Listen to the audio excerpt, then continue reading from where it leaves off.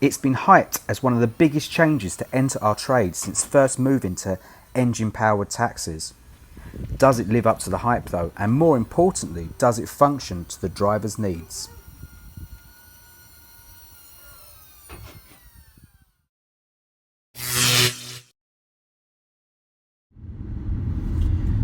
So what are the big differences in this new taxi compared to the TX4 and all the other models previous?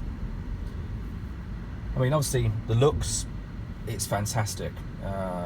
It still has that iconic look. It still has that traditional look of a taxi. There's certainly been no problems from customers identifying this as a taxi. But as a driver, there's a few big changes, and one is the regen braking. So regen braking is basically an option where when you brake, the pads generate energy, and that energy can be transferred back into the battery and give you those extra few miles. Now, I mean, there's 3 different settings on this taxi. You either have regen off, have it on a 1 setting or 2 setting. And what that means is that when you take your foot off the accelerator, if you have it on the highest setting, number 2, the vehicle starts to brake for you and creates energy. And it's don't get me wrong, if you've never used that kind of technology before, it does take half an hour or so just to get used to the fact that if you take your foot off the accelerator, you're not going to coast, you're going to start braking. But once you get your head around it, fantastic. It really is. It's a great option. I mean, you're only using it if you time how you brake. If you're approaching a zebra crossing, if you just release your foot from the accelerator, it will smoothly bring it down to about 5 miles an hour, and then you obviously have to press the brake to bring it to a standstill. So it makes that ride smoother as well for the passenger and for yourself. The other big features, the suspension. No longer are you bouncing around on the roads, and especially over bumps. I mean, sometimes you can lose your passenger at the back if they're not wearing the seat belt. So now, much stiffer, much more sort of car-like. And again, that transfers into the smoothness of a journey. I mean, if you work that round Islington, you're going to hit however many speed bumps on the way. So customers have pointed that out, and also as a driver, you feel a lot more comfortable with that, the smoothness of the ride. On the same point of the smoothness, the drivetrain. Obviously, there's no gears in this, so you don't get that pull and go as it changed. Even automatics, there's still that gap where it gears up.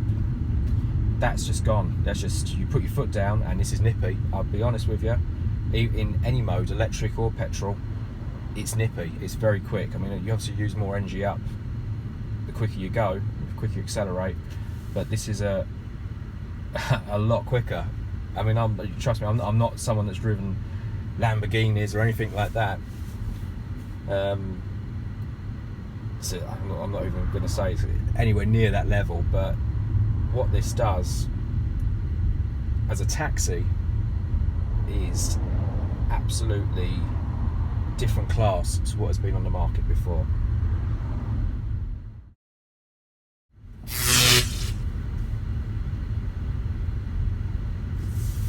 So what's the cabin like?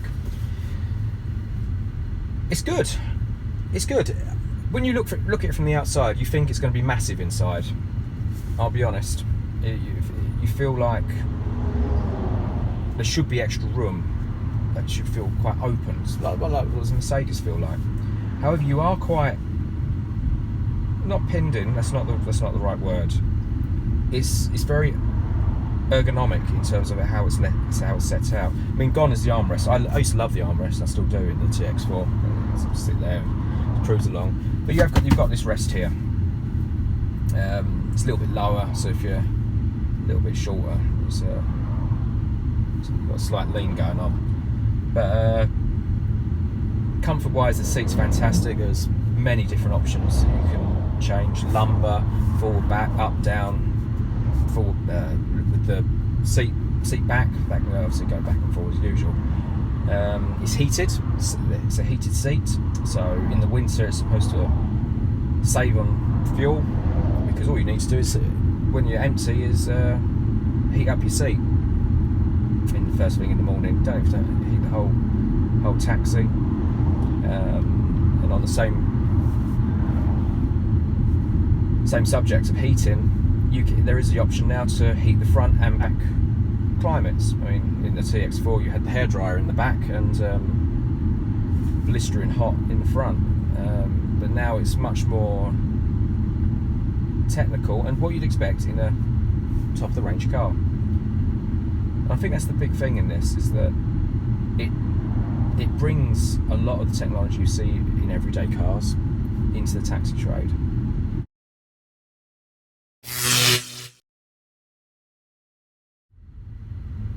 So what do the customers think? I'll be honest, they love it. They genuinely love it, and it's not hard to see why.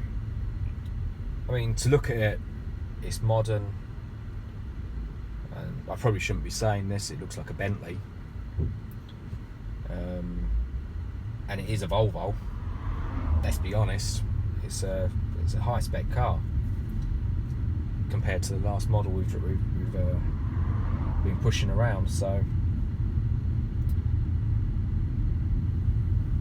yeah, as soon as you pull up, it's very silent. It's different. It's something different, and it's modern. It's the future. Funny enough. And yeah, as soon as they get in, the first thing they see is the roof. Now, I didn't think that'd be a big feature. I thought it's a nice added extra, but genuinely, customers really do. It's the first thing they see, the first thing they point out, other than it being electric. The USB chargers at the back, people see them. People haven't seen the laptop charger, so the 3-pin charger, as much, but I'm guessing if you haven't got a need for it, you will really say a lot about it. What else do they say? The credit card machine's it's placed a little bit funny, quite low down on the back seats rather than up with the driver. The previous one. Again, I've not had any problems. Everyone's managed to do it, but it is quite low down in my opinion. But there's no space to put it up where they were originally, and even that I think as a passenger, that's tucked a little bit further away. But it's a lot easier for drivers to turn around and not pull a muscle, as we're quite an inactive bunch. But yeah, passengers love it. They love the smoothness of the ride. That's what they say. It's a little bit eerie when you pull up at the end of the ride and it's making no noise whatsoever, and they're getting out. So it's like a monorail. But like I say, I've had no bad comments whatsoever. And actually, I want to recount one fare that I took, and it was 5 young girls at that age, about 16, 17, and the first thing you could hear a few of them say is, "Oh wow, what's this taxi?" As soon as they got in, the words they used were "cool," and as they kept finding different features on it, so they said, "Oh, the roof's cool. Oh look, there's USB ports. That's cool. This taxi is so cool." When have you ever heard someone call a taxi cool? I certainly haven't.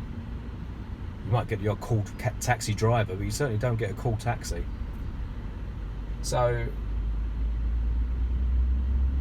I think it's elevated. Not an expectation, because I don't think there's enough of them out of the road yet, but this elevates us to that gold standard again. Because the vehicle we currently drive, the TX4, let's be honest, the technology is not gold standard in any way. The driver maintains to be gold standard. worldwide, in my opinion, especially in the UK. But let's put the two together.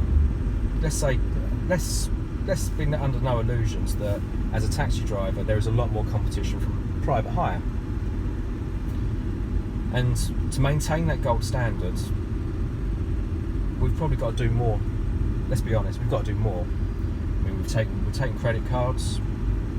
Again, that's another notch up. It's offering something else to the customer. Now, offering this taxi to the customer with Wi-Fi and everything else, again, it elevates the vehicle and driver in the same bracket, and that is gold standard. And you know what? People don't want to get out of this vehicle. They just don't want to get out. They want to reuse it. They're so complimentary of it. And I genuinely see this as a very, very good tool to compete with what we're competing with at the moment.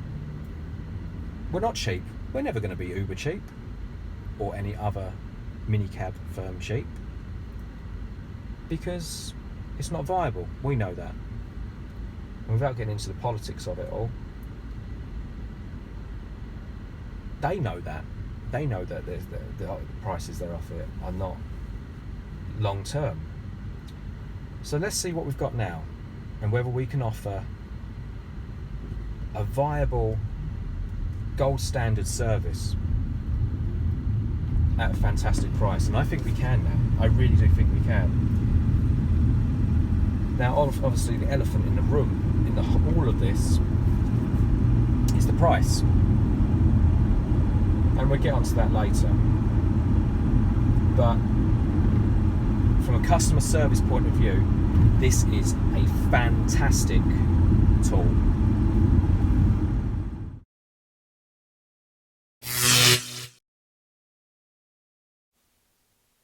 The actual process to start charging is very simple. Just plug in the plug, await to hear the locking mechanism, and then the light should turn yellow.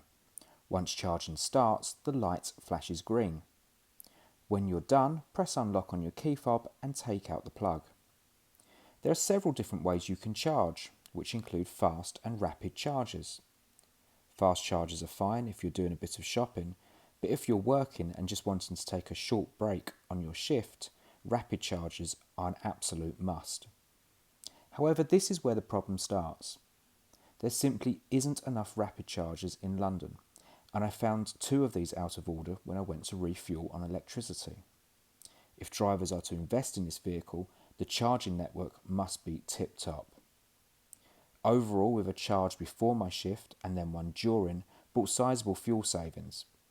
In a day where I normally spend £60 on diesel, I spent on average £8 on electricity and £21 on petrol. However, these fuel savings will change depending on the mileage that you do.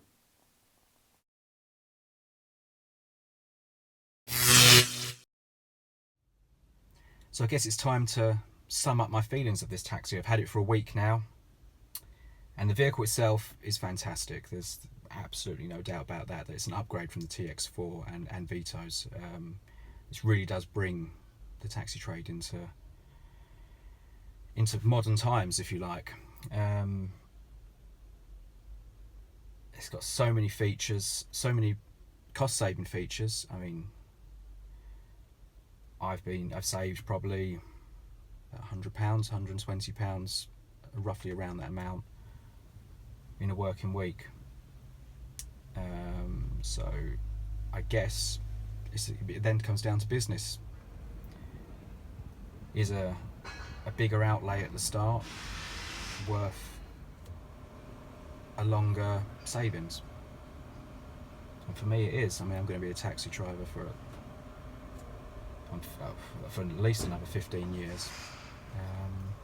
So this vehicle could save me a lot of money, and it brings all the modern technology with it. Customers love it. Now I've got to break the news to the missus that we're going to actually buy one. So like I say, after driving this, I'm going to find it very difficult to go back to a TX4, knowing that there are finance packages out there that you can get it on the same kind of money, and make savings. And to give you an example, I've rented over the last 9 years. I've paid roughly about $250 a week, and it's possible if you make the commitment to save money.